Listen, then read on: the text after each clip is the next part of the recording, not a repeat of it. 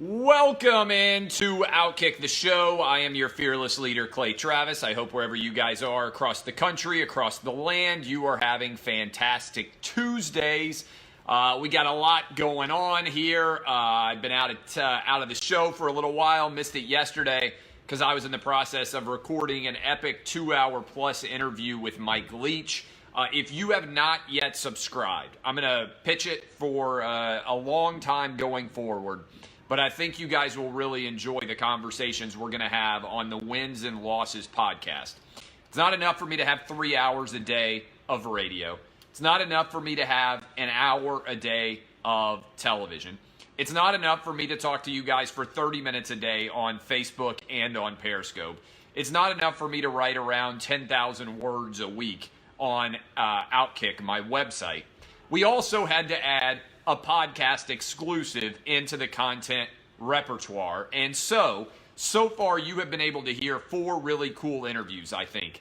Jason Whitlock, Shannon Terry, the man who sold Rivals to Yahoo and 24/7 Sports to CBS. If you're interested in sports media business at all, you will love it. Last week, Greg Sankey, SEC Commissioner. And this week, a wild, meandering, and enjoyable, I think, look into the mind of Mike Leach, Washington State's head football coach. All of these are long-form interviews, long-form conversations. If you're going on a road trip and you're going to be in a car for 8 hours, guess what? You can listen to me interview people now for 8 hours. The goal is for these to be perpetual. You know, I feel like a lot of times I do daily sports talk radio where I come in and whatever I talk about is immediately over 24 hours later. This is something that I hope if you listen to 5 years from now, it will be every bit as enjoyable as it is today. And by the way, I'm also being driven slowly insane by the fact that my kids are out of school. So if you hear them screaming in the background, having all 3 of my kids at home at any one given time when you work from home is insanely difficult for anyone who has ever worked from a home office. Pray for me. I need all of the prayers I can get here. But seriously, I just tweeted out the link. So did Mike Leach. I would appreciate if you guys would go subscribe to my Wins and Losses podcast. You just type in my name, Klay Travis, on the iTunes or wherever else, and the Wins and Losses will pop up. You can also subscribe to the daily radio show, which I'm told is back up and running in a good fashion on satellite radio, channel 218 on Sirius, channel 202 on XM. Also, I think I can say this. If I can't, we're so close, I think it's going to be fine. We are coming to Philadelphia.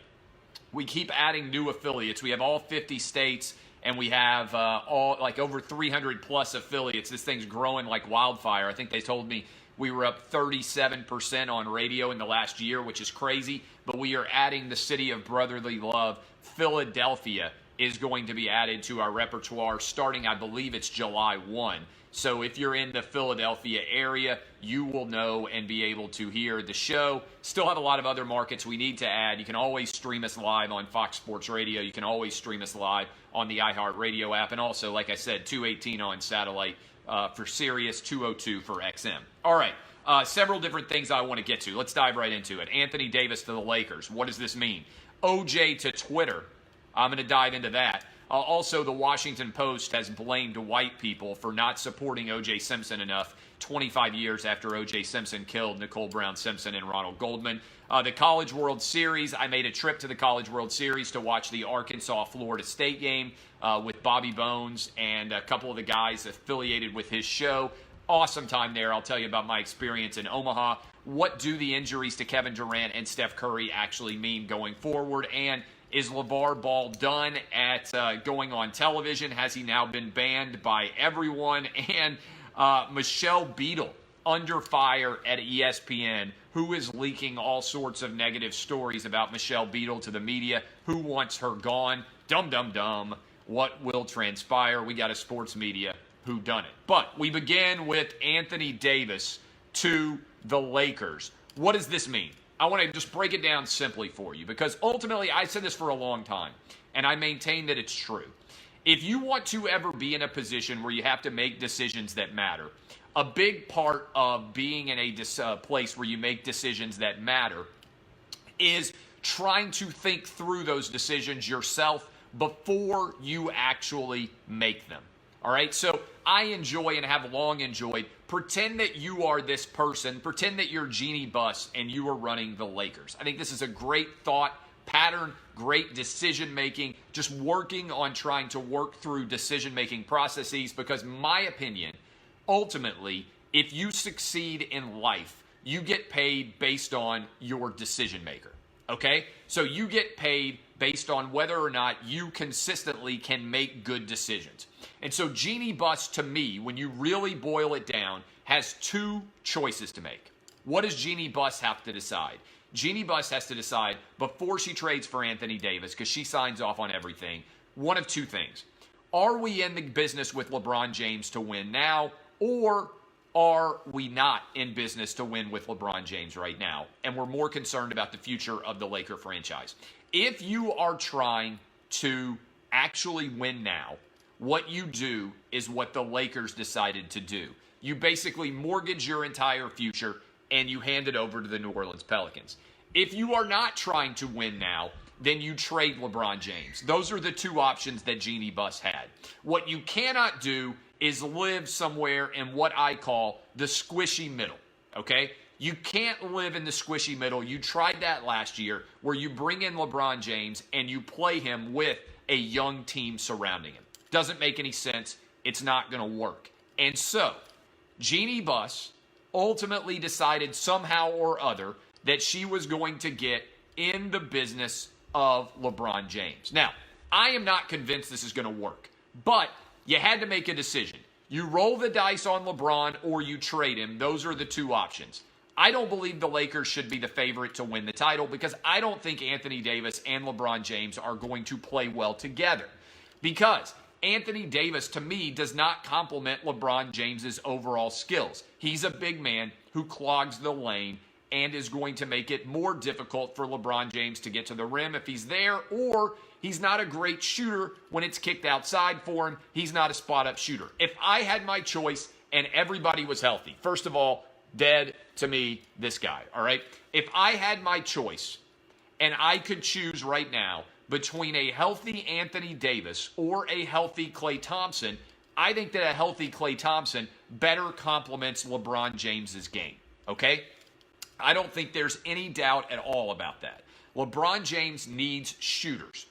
I don't think Anthony Davis is going to be that good of a fit for him. Moreover, I think also Anthony Davis has been insanely susceptible to injury. He has missed at least 7 games in every year, and that's before we even get to load management, which is a big threat to the overall NBA regular season. I think a lot of stars are going to start taking off 20 games per year.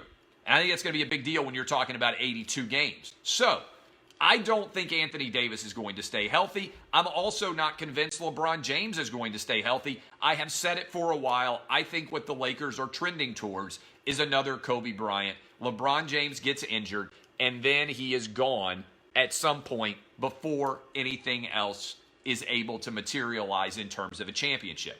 But, having said that, I think you have to make a choice. Either you trade LeBron or you try to build around him immediately. He's going to be 35 years old this year. And so the Lakers have made their choice. I am intrigued to see what happens. I think it's good for the NBA, where the ratings have absolutely tanked. And I think that ultimately you need, because again, I've said it for a long time, the NBA doesn't have a league. They have a team, the Warriors, and they have a player, LeBron. It sounds like the Warriors are done, at least for this year, maybe forever, which means that all they have is LeBron James. We'll see what ends up transpiring there. So, I don't think the Lakers gave up too much. I think they did what they had to do if they were going to keep LeBron. Now we see how good of players they can surround him with their existing salary cap space. And also, I think it's going to be a big deal to figure out how healthy these guys stay. But the bigger picture story, which not a lot of people are talking about because it's impossible to criticize the NBA on ESPN or on Turner, is the load management issue is going to become massive, okay? The load management issue is going to become massive, and it's going to stay massive going forward, because that's what people decide whether or not to buy tickets. And if you're telling me that I'm going to pay hundreds of dollars for tickets for my family to go to a game, and then stars are not going to show up, this is a big issue, I think, going forward for the NBA, and is reflective of a larger concern, which is they play too many games. They play way too many games in the NBA, and I think that's going to work against them going forward, because all that matters is the postseason. Why would you play 82 regular season games? I don't blame players for not wanting to play, but I think sitting out 15 and 20 games is going to become commonplace. Or you go in and you play for a couple of minutes and then you get seated, which is also going to become an issue, because I'm sure what Adam Silver is going to try to do is mandate that stars play, but he's not going to be able to mandate how much they play. And so this is going to continue to grow, and I'm curious to see how the NBA addresses it. All right. O.J. Simpson decided to get on Twitter. I don't know if you guys have seen this, but O.J. Simpson now is approaching, I think, 1 million followers on Twitter. He got on and said, almost to the day on the 25th anniversary of him murdering Nicole Brown Simpson and Ronald Goldman, that he had a lot of scores to settle and he wanted to get even. And then, I swear to God, on Father's Day, O.J. posts a video where he says, I just want everybody to know, I never slept with Kris Jenner, and also Khloe Kardashian is not my daughter. And when I saw that, I said, my God, how in the world is this website free? OJ is going on Twitter and saying that he is not Khloe Kardashian's dad, which has been a rumor. If you guys haven't paid attention to it, you kind of might have noticed Kim Kardashian and Kourtney Kardashian are kind of petite, kind of small, and then Khloe, compared to them, looks like a linebacker. So everybody has said, where in the world did Khloe Kardashian's size come from? And that's where the rumor that O.J. Simpson was her dad came from. And then there was a report that O.J. had an affair with Kris Jenner. And so, as a result, there have been a lot of questions about what's going on with Khloe. And so I swear it's unbelievable. O.J. Simpson decided to step right into the fray on Father's Day, no less, and say, you know what? I never slept with Kris Jenner, and Khloe is not my daughter. Now, why in the world O.J. has decided to get on Twitter, I don't know, but it hasn't gotten a lot of attention. But early on, O.J. said that he also wanted to share his political opinions. I don't know about you guys, but I am fascinated to hear what O.J. Simpson's political opinions are. And we have actually invited him on the Outkick the Coverage radio show. We've given him an official invite to come on the show. But I feel like O.J. is going to come out as a Trump guy. Early favorite. I'm just telling you, I feel like O.J. is going to come out guns blazing, or maybe knife stabbing is the better way of putting it, and he is going to come out as a big Trump guy. I feel like that's going to happen. I feel like O.J. Simpson, as a big Donald Trump supporter, is likely to end up happening. Regardless of what his political views are, a place that is insane is this, all right? This is utterly insane. The Washington Post. The Washington Post, in an early effort to have the wokest take about the 25th anniversary of O.J. Simpson committing double murder, said, and I quote, 25 years ago, O.J. Simpson showed white Americans just how conditional their comfort with black athletes was. This is an actual headline. Can you guys see this? I tweeted it out if you don't believe me. This is an actual headline from the Washington Post. Okay? This is an opinion piece that aired from the Washington Post. Again, this headline.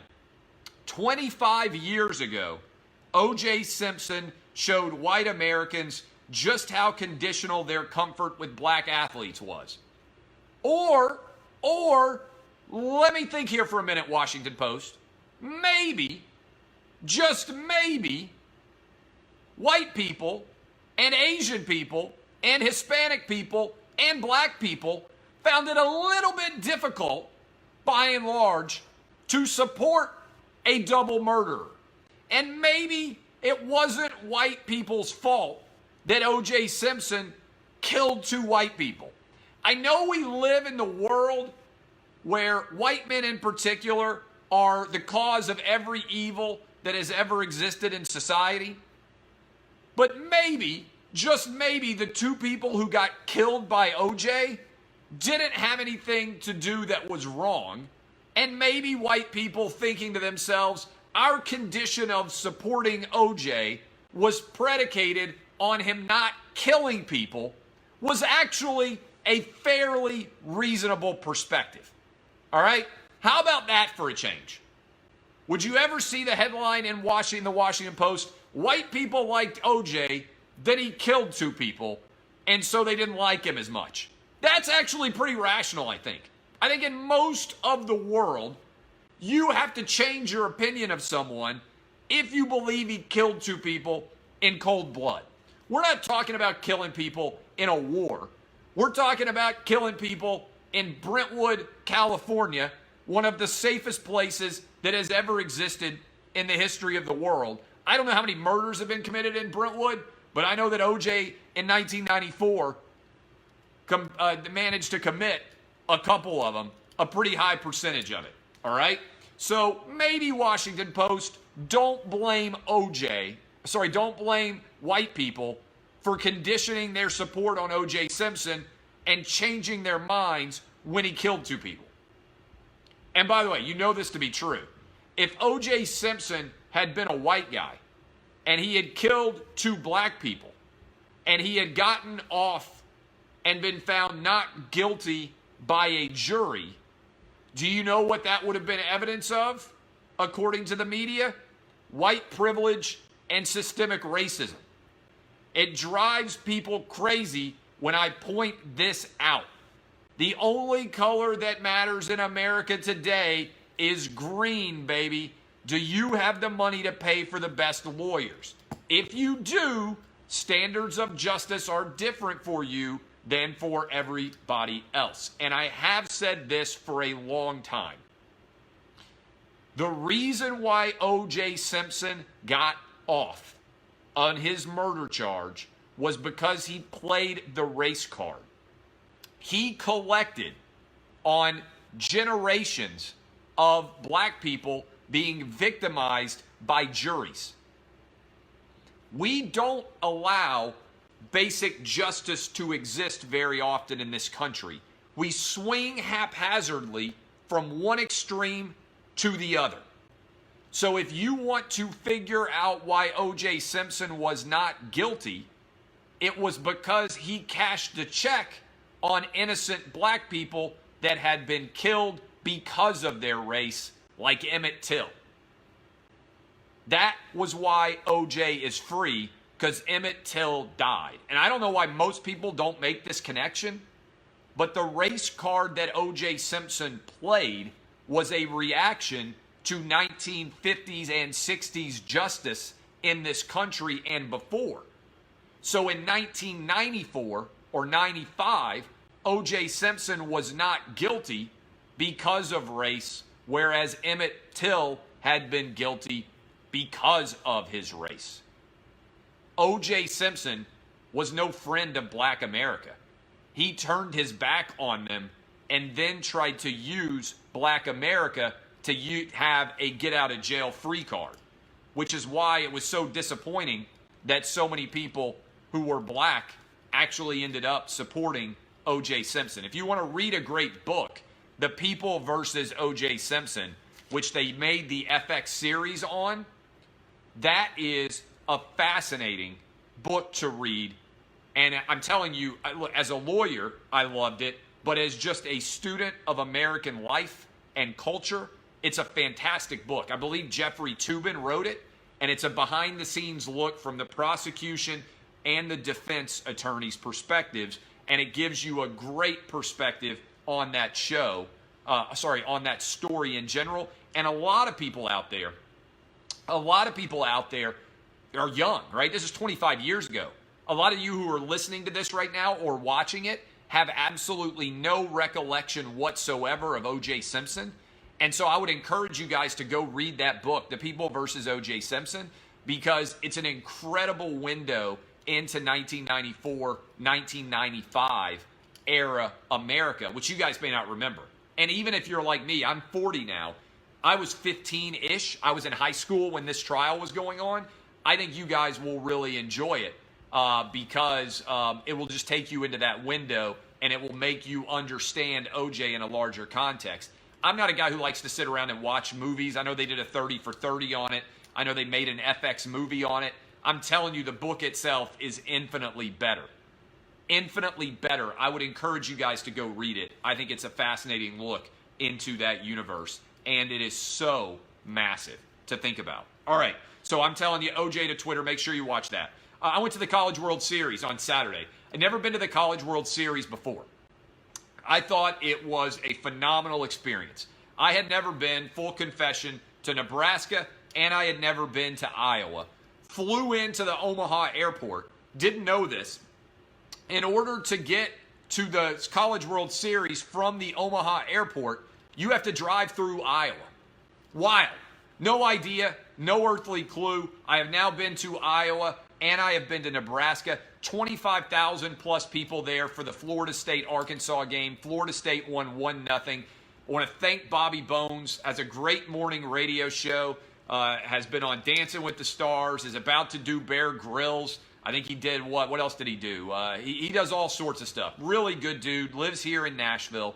So he's a big Arkansas fan. And I went up there with him and a couple of other guys associated with his show. We had a phenomenal time.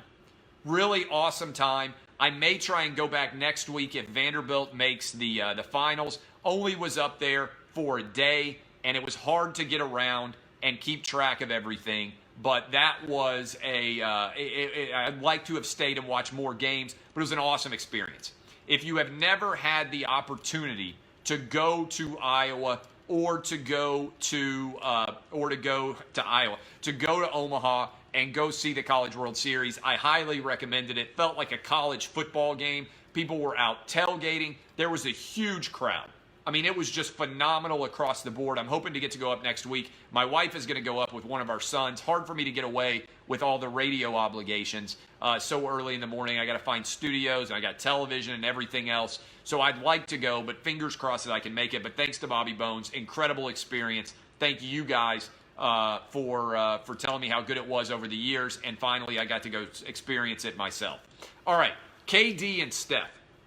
I haven't been on since we got the injuries. I want to talk right off the top, right? Right off the top here, I feel like I cursed Kevin Durant and Klay Thompson. Because on Lock It In, my show, and by the way, we're on after the Women's World Cup ends today on FS1. We'll be on almost immediately at 5 Eastern.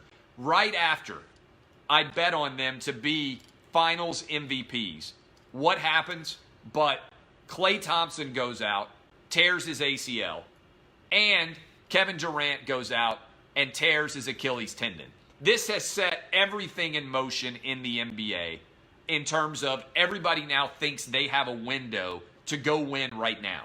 Because with Kevin Durant presumably out and Klay Thompson presumably out, the Warriors' reign as massive favorites diminishes in a hurry.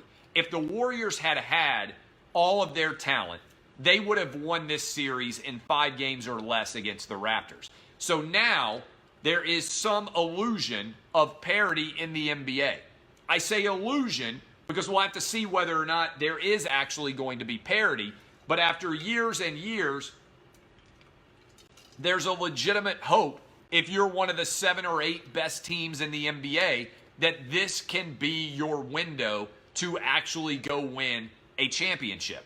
Because if the Warriors stay healthy, they win their 4th title in 5 years.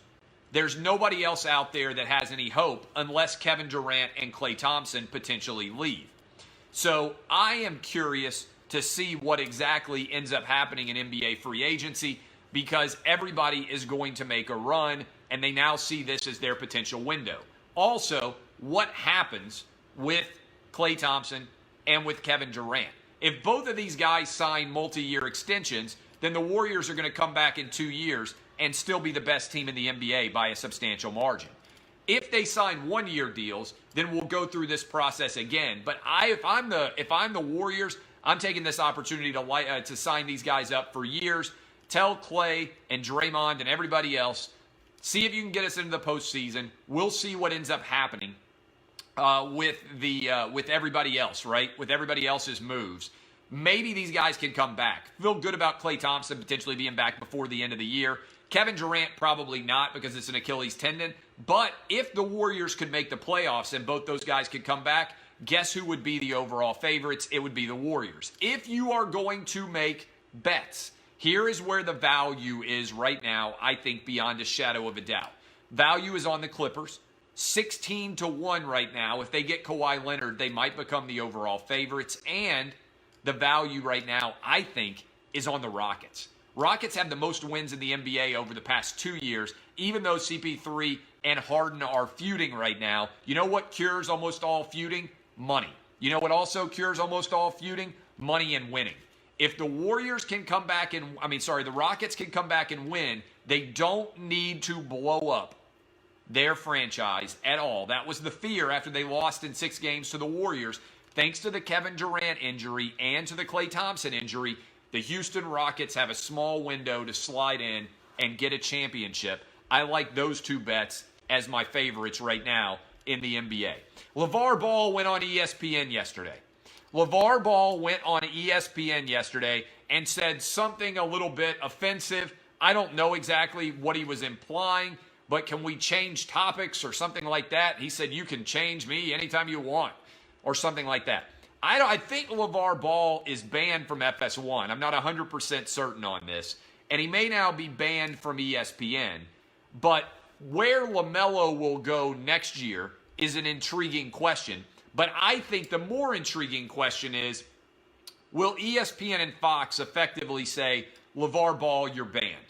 Will they be willing to step away from the Lavar Ball quote machine? He's great for ratings, and just say, this is not worth it anymore, right? I don't know. I don't have any problem with Lavar Ball, but I think there is a lot of toxicity out there for Lavar Ball. And now that Lonzo is on the Pelicans, he is probably not going to actually lead to any big storylines with the Pelicans. Lavar Ball losing Lonzo in LA makes him a lot less relevant. We'll see whether LaMelo is going to end up being the overall #1 pick. I think LaMelo, is it LaMelo? I think it's LaMelo.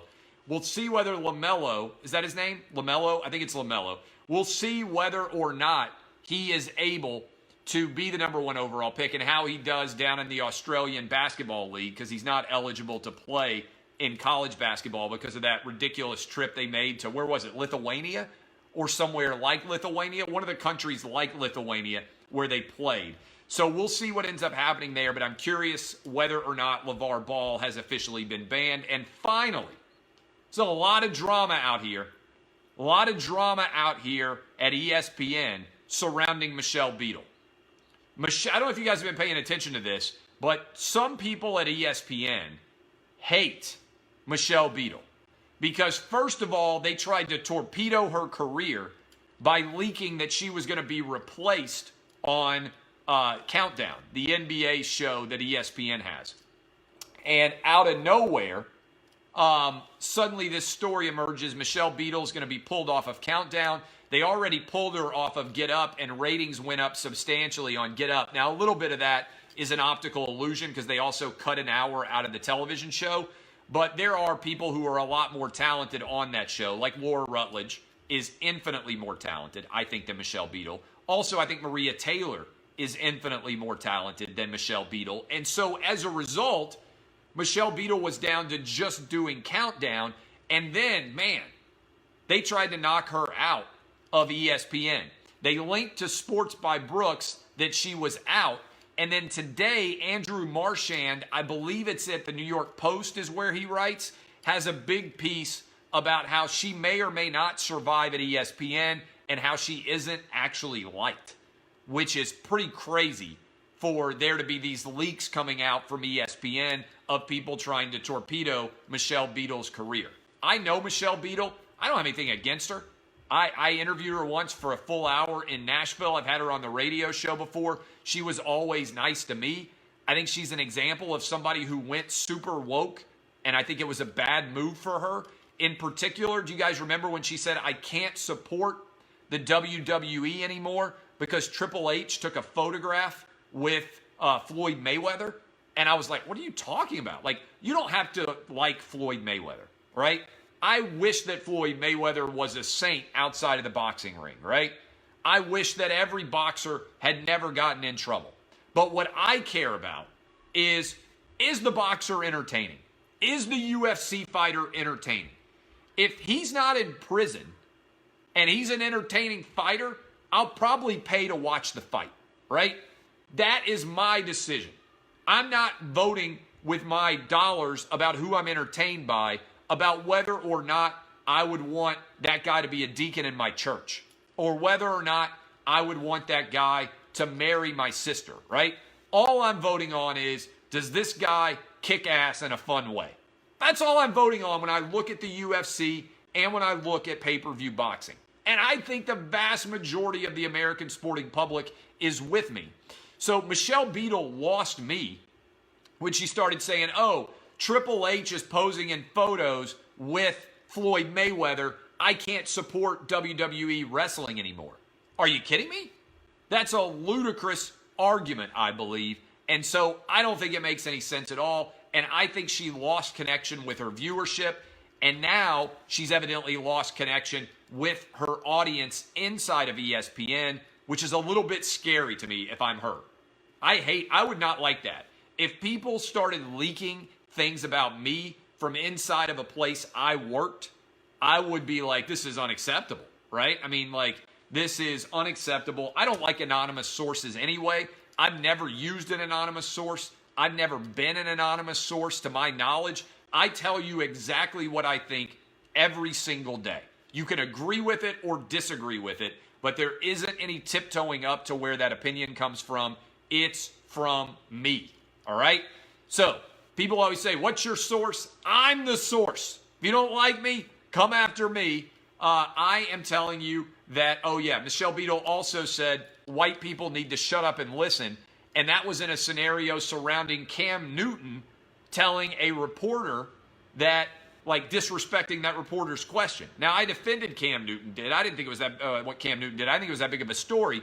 But somehow Michelle Beadle took that story about Cam Newton into lecturing white people, which is maybe a sign that she should get the opportunity to actually go write editorials for the Washington Post about why white people are to blame for what happened with O.J. Simpson and not having enough support for him. All right, I love all of you. I hope you enjoyed the show. If you did, share it with your friends. I'll be live tomorrow, 6 to 9 a.m. Eastern, 300 plus AM FM station, Sirius 218, XM 202. Download the podcast interview with Mike Leach. I think you guys are going to enjoy it. There are 4 big, long interviews up now that I'm telling you, if you like conversations about sports, media, business, politics, coaching, everything, you're going to love these. All right, my name is Klay Travis. I appreciate all of you. I'm going to kill a man as I walk out of this show. Clay Kyle here. Step up, get wiped out. You'll never be able to comment in this show again. I appreciate all of you. DBAP, unless you need to SBAP. This has been Outkick the Show. I'll talk to you guys tomorrow. Go Doors tonight against, who do they play? Mississippi State. Although I do like Mississippi State too. See ya. Love you. Thank you, Facebook.